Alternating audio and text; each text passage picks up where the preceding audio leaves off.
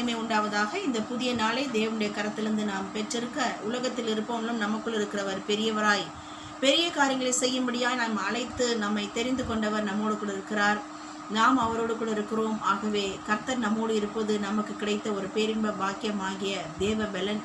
So அந்த உன்னதத்தின் பலத்தினால் நாம் முற்றும் ஜெயம் கொள்கிறவர்களாய் நம்மேல் அன்பு கூறுகிற நம்முடைய நேசராலே தொடர்ந்து முற்றும் ஜெயம் கொள்ளுவோம். ஆகவே இந்த நாளை தந்த நம்முடைய நேசருக்கு இருதயத்தின் ஆழத்திலிருந்து நன்றிகளை செலுத்தி இந்த சத்தத்தை கேட்கிறவங்கள் யாவரையும் பிதா குமாரன் பரிசுத்தாவின் நாமத்தினாலே ஆசீர்வாதத்தை வாழ்த்துகிறேன்.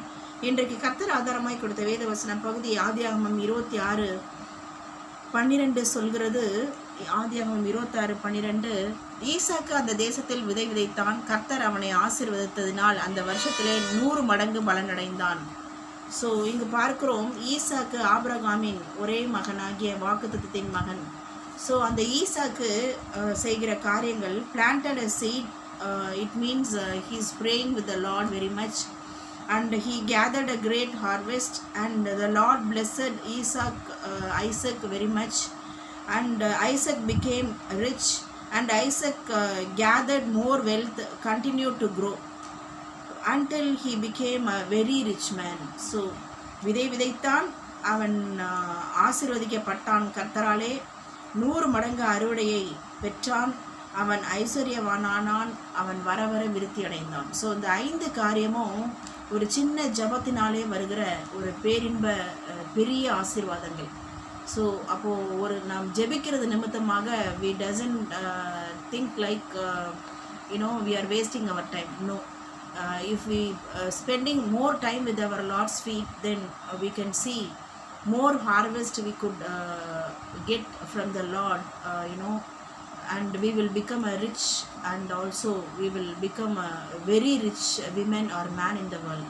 So that's the speciality of Isaac, how he sowed a seed in the God's feet.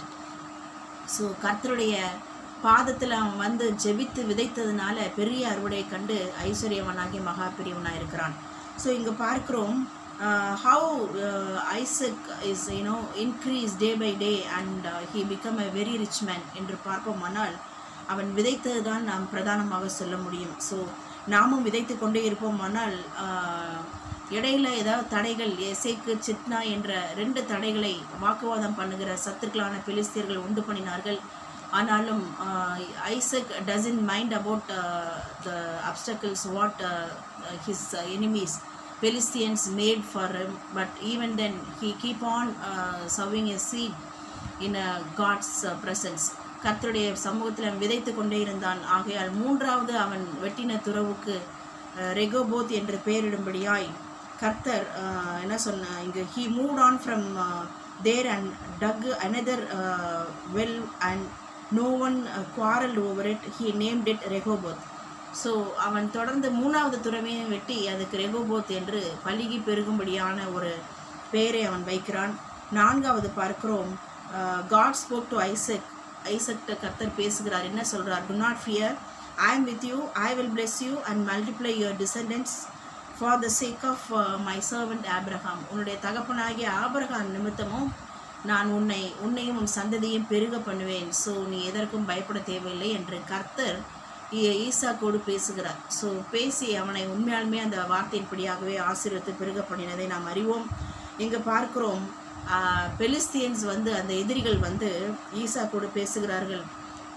we saw plainly that the Lord has been with you, let us make a covenant with you. So நிச்சயமாகவே கர்த்தர் உம்மோடு கூட இருக்கிறார் என்பதை நாங்கள் கண்டோம்.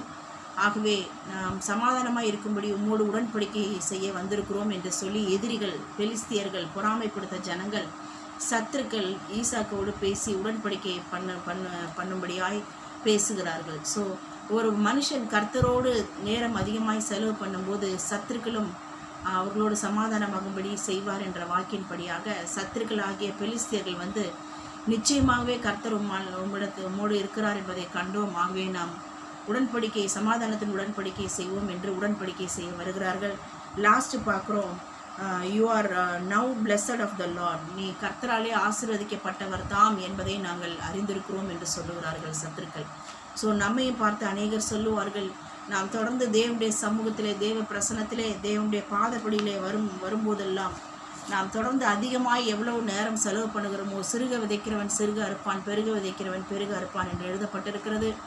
சிறுமைப்பட்டவன் மேல் சிந்தை உள்ளவன் பாக்கியவான் என்று எழுதப்பட்டிருக்கிறது. ஆகவே நாம் உலகத்திலே நாம் எவ்வளவு தாழ்த்தப்பட்டவர்களாய், சிறுமைப்பட்டவர்களாய் நாம் இருந்தாலும் கர்த்தருடைய பாதப்புள்ளே நாமே தாழ்த்தி ஜெபிக்க கர்த்தர் ஈசாக்கை போல வர வர விருத்தியடைந்து ஐஸ்வர்யவனாகி மகா பெரியவனாய் நம்மை உயர்த்துவதை நம்முடைய பெலிஸ்தியர்கள், சத்துருக்கள் பார்த்து சொல்லுவார்கள், நிச்சயமாகவே கர்த்தர் நம்மோடு கூட இருக்கிறார் என்று கண்டோம் என்று சொல்லுவார்கள். நம்மோடு சமாதான உடன்படிக்கை பண்ண வருவார்கள். அது மாத்திரமல்ல, கர்த்தர் நம்மையும் நம் சந்ததியும் பெருக பண்ணுவதை அவர்கள் சத்துருக்கள் காண்பார்கள். அது மாத்திரமல்ல, நாம் வர வர விருத்தியடைந்த ஐஸ்வர்யவனாகி மகா பெரியவனாக ஆவோம் என்பதிலே கொஞ்சம் கூட சந்தேகமில்லை. காரணம், கர்த்தர் நம்மை சிருஷ்டித்த கர்த்தர் நம்மோடு கூட இருந்து நம்மை வர்த்திக்க பண்ணுகிறார். ஸோ தொடர்ந்து கர்த்தரோடு நாம் அதிகமாய் நேரம் செலவு பண்ண, அதிகமாய் நேரத்தை நாம் ஒப்பு கொடுப்போம். கர்த்தர் தொடர்ந்து ஈசாக்கை போல வரக்கூடிய நாட்களிலே நாம் பலுகி பெருகி ரெகோபத்தை பெற்று நாம் அனுபவித்து நாம் அநேகருக்கு ஆசீர்வாதத்தின் வாய்க்கால்களாய் இருப்பதைக் கண்டு மகிழத்தான் செய்வோம். நாமும் நம் சந்ததியும் பெருகி கொண்டே இருப்போம். தொடர்ந்து வர்த்திக்க பண்ணப்பட்டு கொண்டே இருப்போம். காரணம், செயல்படுகிற கர்த்தராலே அது ஆகும், விளைய செய்கிற கர்த்தராலே ஆகும், தேவ ஆவியினாலே ஆகும். ஸோ தேவ ஆவியானவர் நம்மோடு கூட இருந்து நம்மை வர்த்திப்புக்கு நேராய் நடத்துவாராக. God bless you all. Amen.